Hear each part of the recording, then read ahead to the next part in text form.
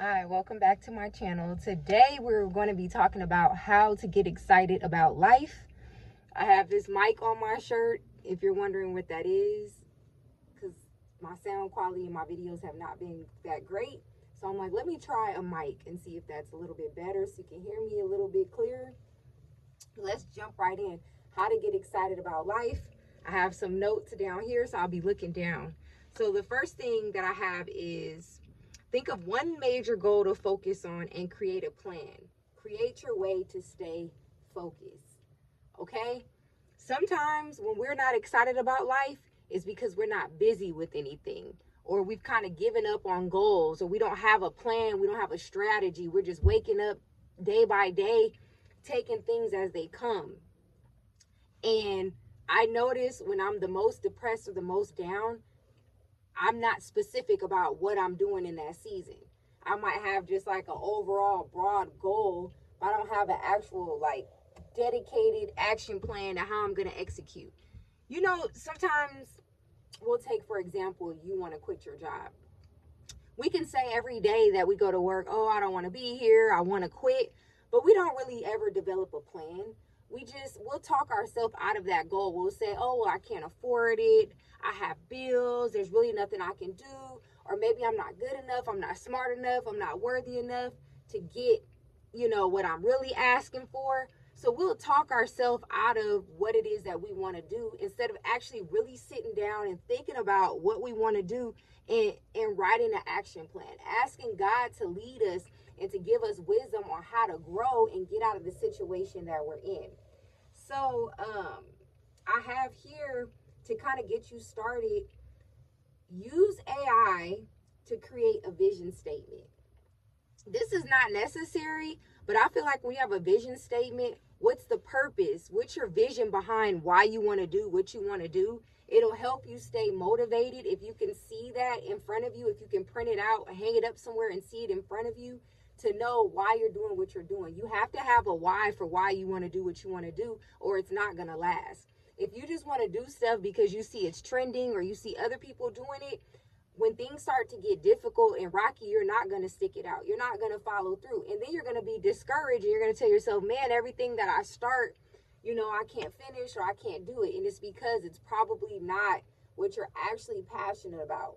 You can't just do things for money, and you can't just do things because other people are doing it. You have to be authentic to the gifts that God has called you to do and walk in that, so that when things get difficult, and because you're going to face hardships, you'll be able to navigate those things a little bit more easily because you know that's what you're supposed to be doing, and you have your vision statement, you have your why. Your why could be your family.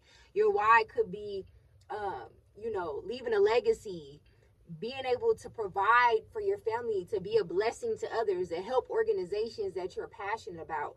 You have to be in position to help others by first helping yourself and creating a plan. And I also wrote to create a SMART goal for yourself. Now I'm going to upload another video after this video diving more deeply into creating a SMART goal. But basically, just real brief in this video, SMART, it stands for specific, measurable, what was the other thing? Achievable, relevant, and time bound. Those are what the letters SMART represent. And I want to go more into detail about what those mean and how powerful it is.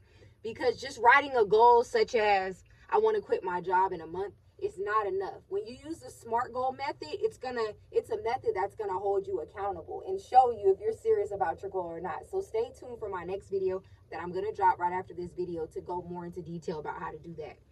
So tip number 2 is to try something new every day. I've been doing this because I hate the feeling of being robotic. It's crazy because I don't really like change too much, as far as like I like to know when I wake up what I'm going to be doing each day. I have my routine that I like to do, but I do like to be spontaneous when it comes to experiencing new places or trying new recipes, things like that. Smaller things in my life, I find the beauty in that. So taking a new route to work, you go that same old tired way to work, If you try going different ways to work, you might come across a different company you might be interested in. You might see a new home that might inspire you. You could be somebody that's looking to purchase a new home or a new car or whatever, and you taking this different route to work is going to open your eyes and expand you to what else is out there and make you feel like, okay, yeah, I have to go to work every day, but maybe my experience going to work can shift something in me and motivate me to do something different. So try that.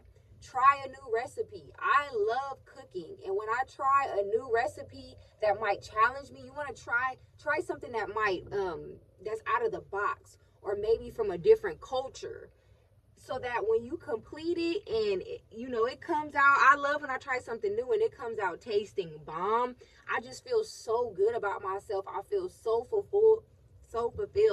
I feel like I have something else to offer and contribute to my loved ones. They get to try a new recipe they never tried.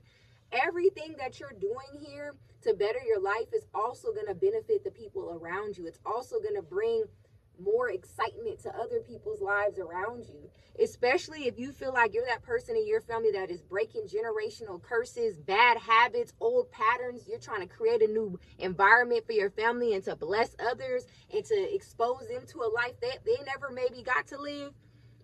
You have to start doing new things and start small. Sometimes we think so big, oh, I have to do this massive thing to make a change in my family, when things can start as small as a new recipe. I feel so good when I can cook something new for my family and they love it, because we're living in a day and age where now we don't even cook those things that matter. Though, our grandma's recipes, the soul food, the comfort you get from just food and coming together, we're starting to lose that because we're eating out. Now we're too lazy to cook. We got DoorDash, and we're losing the essence of those small things. And you get to be a good steward. God has called us to steward those around us and the things under us, to cook meals that are healthier. Now you know the ingredients that is going into your food. I can go on and on about this. Before we start trying to make all these big changes, we need to focus on the little but the most powerful changes. If we're not eating healthy, if we're not expanding our mindset to get around different environments and different people, if we're not taking care of ourselves and surviving, how can we help others? So let's start small and make an impact there. Because I believe how you do something is how you do everything. So if we're not faithful in the little areas of our lives, how are we going to trust God to bless us with bigger areas of our lives and to be good stewards of those areas? So, as you can see, I'm passionate about that tip. I can go on and on about that. But tip number 3, try a new look. When you feel good, you are more likely to want to pursue goals, to get out there, to take care of those errands and those tasks that you've been putting off. Try something new, day in and day out. Sometimes we don't put effort into our appearance. We just wake up and just go about life. No, get excited. I like to view my body as a temple. God gave me this body, and I'm representing him, and I'm glorifying him. And I believe that everything that God creates is beautiful. And if this is a temple, I'm thinking, okay, how can I adorn my temple that's respectful and that brings glory to God and can, exhibit his creation? You need to be the best version of yourself. When people see you, people should look at you and think like, wow, this is God's creation, or this person really, takes care of themselves. And that also garners a lot of respect. People treat you, and I know it can kind of sound superficial, but people are going to treat you based on their first impressions of you. Your first impression is everything. If they see that you don't take care of yourself and you kind of like, okay, yeah, whatever, people are going to treat you like that. And I've noticed that if I just walk out of my house in sweats and, I'm just hunched over and I don't care, it's just kind of like, okay, whatever, but when I actually take time to invest in myself and my appearance, people want to do nice things for you. You know what I mean? You get wonderful compliments. People treat you better. People want to strike up a conversation with you. And, it's just different. It's just different. And when you feel good about yourself, you're not hiding, hoping you don't not see nobody. You know, you in sweats and you just feeling down about yourself. You like, Lord, please don't let me run into nobody. And that's the day you run into everybody, you know. So just take time to take care of yourself. It's so important. And if you have children, you're setting an example for your children of how they should take care of themselves as well. If they see that you don't care and it's kind of like whatever, but we're telling them, oh, go brush your teeth, go brush your hair, go do this, go do that. Your actions speak louder than your words. They're watching you and they're imitating you. So yeah, try something new. Try that new hairstyle you've always wanted to try. If you don't have the money to do that, do it yourself. Watch a new YouTube video and see if you could do it yourself. And that's exciting too, because now you're picking up new skills where you don't have to go out here and spend money. You know, if you're trying a new nail design, do press on nails. None of this requires money. Use what you have. You know, if you don't have money to get this top of the line makeup or gloss or whatever, learn how to make it. Go to the dollar store. You know, I have been starting to pay attention to ingredients and what I put on my skin. So a lot of things I make, my own oils, my own body oil, my own lotions, everything, you know. And you even feel better because you're like, not only am I taking care of my outer appearance, but I'm cognizant of what's going in my body as well. So that's a good tip. Try a new look, try a new hairstyle, you know, try a new outfit, some type of look that's maybe outside of your comfort zone, something classy, elegant. If you're a man watching this, something, you know, real dapper, gentleman-like that commands respect, okay? Try a new cologne, a new perfume. And the last tip, but the most important, you know, I say the best for last, is prayer. Prayer. So many times in my life have I made the mistake of just going forth and doing something and I didn't even give prayer a thought. I'm just like, nah, I got this, I'm gonna do this. And then when that plan came crashing down, I was immediately convicted. Like, God was like, hey, did you ever come to me and ask me if this is what you were supposed to be doing? You just jump ahead and do things. Take the time to get quiet. Not just pray and throw all of our requests on to God, but actually getting quiet and to listen. Take time to listen. Set aside quiet time each day. This is so powerful, and everything in your body is going to fight against you to want to do this. Your body's going to tell you, your flesh is going to tell you, go get on your phone, go scroll. No, you need to clean. You need to go do this. You need to go do that. And when all these things are fighting against you, that's probably the time that you need to be in quiet time the most. Set a timer. Start small. Okay, start with even just 5 minutes, and trust me, you're gonna feel the difference of just no distractions, putting your phone away, a quiet space in your home. If you don't have a quiet space, you have a bit large family, go in the bathroom instead of 5-minute timer. Get alone somewhere where it could just be quiet, just you and God, and close your eyes and just listen. Don't say nothing. And just, when you first start to do this, your mind is going to want to wander all over the place. It's going to want to think about what you ate last night, why this person said that to you.